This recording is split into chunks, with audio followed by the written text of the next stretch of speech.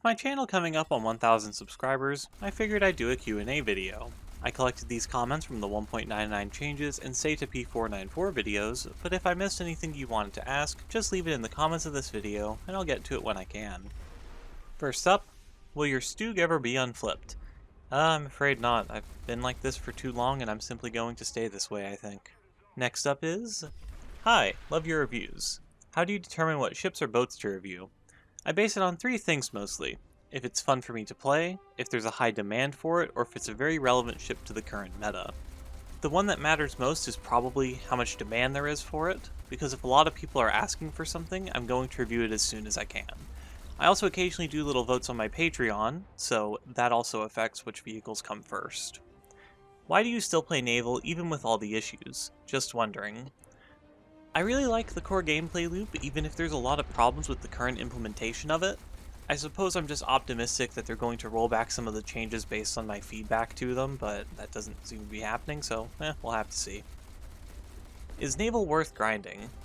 At the moment, I'd say no. The grind is really long. Tier 1's kinda easy, parts of Tier 2 are easy, but if you want to get the first destroyer, then pretty much every tree has a ship blocking you from doing that quickly, because it's incredibly expensive. So it's really just hard to get to the destroyers, and that's like my main problem with the naval grind at the moment. Do you think Gaijin could or should make the naval grind easier? For me, it's way more painful than grinding ground forces or aviation. Yeah, the main thing they need to do, massively lower the RP requirement on the second tier 2 ship of every country, except for Italy and Japan, because they don't have that problem. Right now you're having to research a 50 to 61,000 RP ship before an 18,000 RP destroyer, which is kinda insane. If they fix that alone, things would be a lot better. But they could also do with an increase to RP and SL gain, maybe like 50% for both of those. What is the meaning of life? Also, do you think we will see battleships in War Thunder anytime soon? 42. As for the battleships, I think we're going to have to get them really soon after battle cruisers, whenever those come. Because a lot of battle cruisers are kind of equivalent to battleships, or even better, because if you look at something like the Hood, it's significantly better than a smaller battleship. So those two might actually have to kind of be the same tier, but we're going to have to see their implementation of it. It's hard to tell at the moment. What's your favorite ship in the game, and what's your favorite ship of the Second World War? For my favorite ship in the game, it's probably the USS Cleveland at the moment. It might not be the best ship in the game, but it has a lot of anti-air and it's really just entertaining to watch all the guns light up when some plane comes on approach. As for my favorite ship of the Second World War, I think off design principle I'm going to have to go for the Alaska. I just really like the design of it for some reason. Which USA ship do you like the best? In-game, Cleveland. In real life, USS Alaska. Nothing personal or political, huh? Pineapple on pizza. Yes or no? Actually, the only thing I get on my pizza is left beef, so I guess that's a no. What got you into Navy in War Thunder, and how did you get into Naval? During the HMS Tiger event, I joined one of Many Miles Away's custom battles on stream, and I just kept bombing his HMS Tiger with my Focke-Wulf 190 F8, and I went, huh, that looks pretty fun. I completely stopped grinding the Merkava, swapped to the HMS Tiger. I only played Naval for the duration of the event when I hadn't played it for months.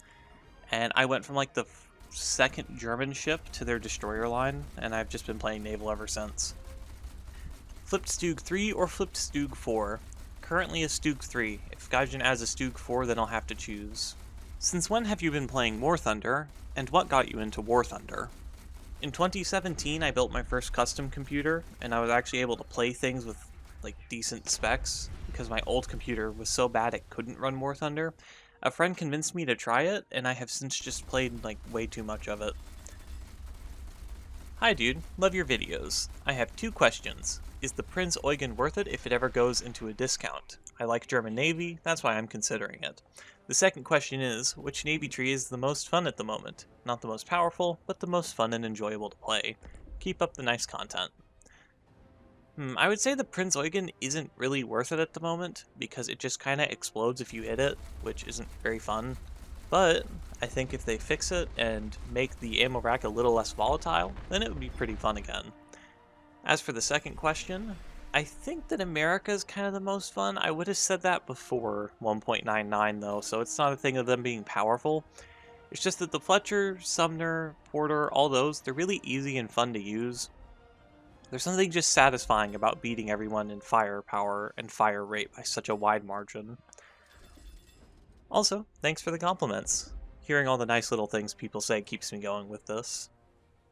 What is the best naval tree to start off with? I would say Germany if you want consistency, because pretty much all the stuff they unlock is at least usable, except maybe the VS-10.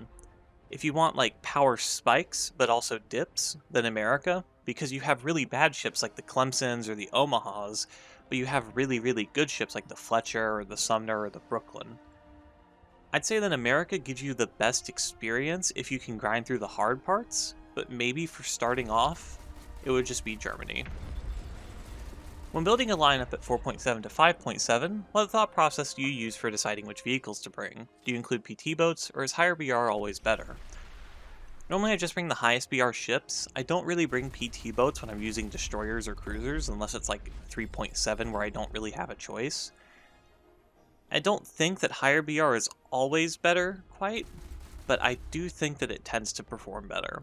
The one exception would be like 4.0 and 4.3 PT boats and 3 cap matches because those just instantly win the game, but that's more a flaw of game design than lineups. Favorite ship, even if it isn't in game? USS Alaska. I just really like it. Do you stream War Thunder? Or, if you don't, do you plan to? I did try streaming War Thunder once before. I did a couple of them. This was a couple months ago, about in March. The problem is, I seem to have a problem with transmitting audio live. It just really messes up the entire audio, like beyond the point of listening to it. So I just kind of stopped. If I was able to iron that out, then I would do it more consistently. Don't get me wrong, I really enjoy your videos even though I hardly play Naval and War Thunder myself, but I'm curious about your motivation. What drives you to play Naval and War Thunder when the majority of the player base favors air or ground? Why not World of Warships, for example? Personally, I really enjoy the core gameplay loop of War Thunder Naval, or at least before there were some of the changes that made it less consistent. I really like the history of ships, and I feel like with War Thunder everything kind of stays in this bubble of reality that keeps it a little more grounded than in something like World of Warships where there's all these crazy designs that aren't historic, or things like Warhammer 40k or anime ships, as entertaining as those may be. There's something I just like about the whole history thing of it. As for air or ground, I play those modes quite a bit. I haven't as much recently.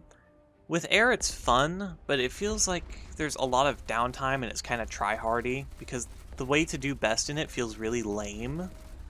And with ground, I actually played that a lot more than I played Naval when I started making content, but I mostly played 3.7 to 5.3 in America and Germany, and ever since Italy got a ton of copy-paste vehicles, I just don't want to play because it feels like every battle is a mixed battle, which I just don't really enjoy that much.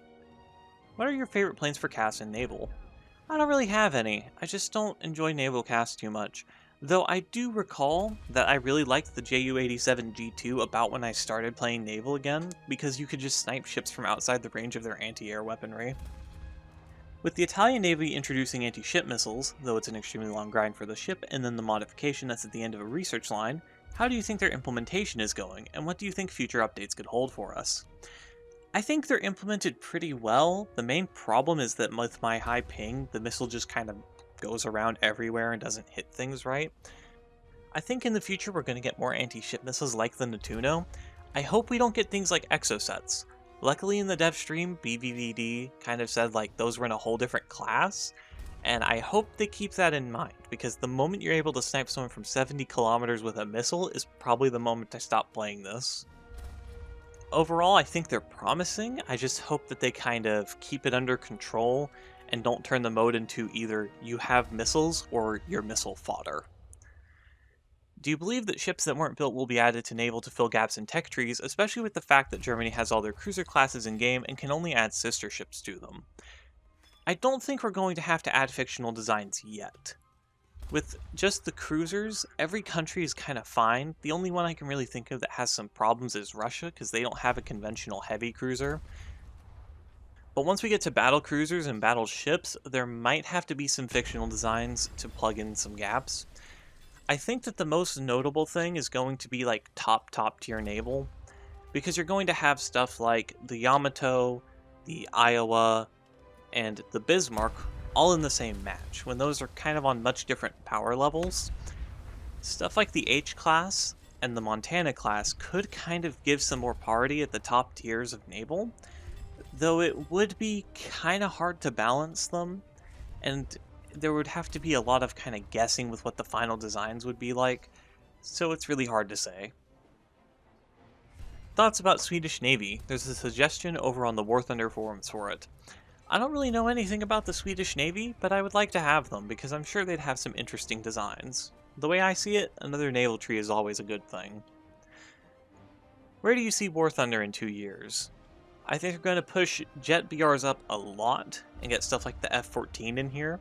I think that tanks are going to stay about where they are, but they're going to flesh out top tier more and maybe decompress it to like 10.7 or 11.0. With Naval, they're going to have to decompress 5.7 some, and we're probably going to get battle cruisers. Within, like, maybe at the end of the 2 years, we'd start seeing stuff like battleships. Other than that, I'm not really sure. When do you think we might see the Shimakaze? I don't really know. It's hard to guess with Gaijin. It's a very specific ship. It might actually be an event ship, which is not really what I want. I want it in the tech tree. But I wouldn't be surprised if we see it as a naval event ship coming soon. If not that, it'd probably be like, within about a year, it'd probably be in the tree somewhere. How did your stew get flipped? I was playing Frozen Pass when I was really new to the game, and because people were shooting me, I drove off a cliff so I wouldn't get hit. And then 2 allies got themselves killed by artillery fire, trying to flip me back over. I changed my name after that map, and it's been like that ever since. What changes would you most like to see come to War Thunder Naval to make it a better and more fun mode? This includes gameplay and economy. And, what changes would you make to ships as a whole? Pretty much remove the low crew percent thing, make the USN anti-frag armor not completely overpowered, decompress the 5.7 BRs a little, and lower some of the research costs. Then things should be kind of fine. Portland armor nerf. This isn't quite a question, but it's a response to my Q&A post, so you know what, I'm gonna include it. The Portland lost about 6mm of belt armor in trade for like 19mm of armor over the entire rest of the ship, especially in the areas that you actually get shot because no one's shooting for the boilers. I don't really know why you think this one's a nerf, because it lost 6mm of belt armor in the middle, but it gained a 19mm belt of anti-frag around the entire ship, which is a lot better. Personally, I would take the anti-frag over the thicker belt any day of the week, just because you pretty much gain complete immunity to high explosive ammunition. It also helps cover those really weak charge rooms that basically insta-kill the ship now. Could you do some more low tier reviews? I never see any footage online for low tier Navy, #BoatLoversMatter. And also, any plans for Beginner's Guide to Naval and more low tier content? I do plan to do a lot more low tier content. The problem is pretty much everything added in update 1.99 that is really interesting is in the higher tiers. So once I cover all of those high tier things, then I do plan to loop back down to low tier. If people could give me some ideas for what they want to see at those tiers, that would be pretty helpful. As for a Beginner's Guide to Naval, I'm not really sure what I should do or say with that, because I don't really know what questions people have. So again, if I can get some feedback for what people would want me to cover, then that would be really helpful. Have you tried the new ASM Italian 4.3 ship? Yes, I actually did play it before this comment was made and made a full review on it. It's really fun, and it kind of opens up a lot of possibilities in the future. I just hope they don't push the anti-ship missiles a bit too far. What do you think are the biggest problems in Naval? There are more issues than I can really name, but here are a few.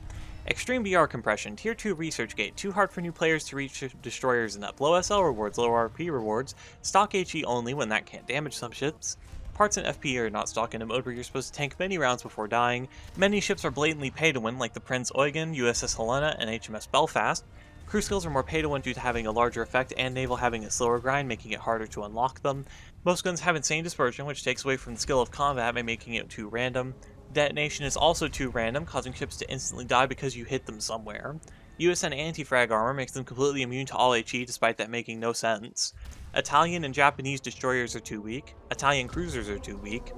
Anti-air firing patterns are too consistent, which actually makes them significantly worse. They don't really check for speed and altitude, and they can't hit at all at long ranges. Later tier 2s are too weak or too strong depending on their BR, meaning that they either club or get clubbed. There are no torpedo nets around spawns, meaning you can just spawn and take a torpedo that wasn't even meant for you about 5 seconds later. Repeatedly jaying out to spam torpedoes and enduring confrontation is insanely overpowered and unfair. Enduring confrontation hasn't appeared for 3 months. The low crew percentage mechanic exists. There's the insanely loud approaching shell sound that gives me genuine headaches. Many maps still only have one heavy fleet spawn. Most spawns are still in the open and easily within gun range of enemy ships. 3-cap matches are always decided by the smallest boats in a match. Single-cap matches have no cover, and the one map that does have cover kinda sucks. I hope that gives you an idea of like the basic problems I have with Naval. That's just a few things. Just a few things that need some improving. Which new top dogs do you want to see for every nation? For America, USS Baltimore. For Britain, HMS Norfolk. For Japan, the Takao class. And for Italy, the Zara class. For Russia, they can't really get anything, and for Germany, they don't really need anything.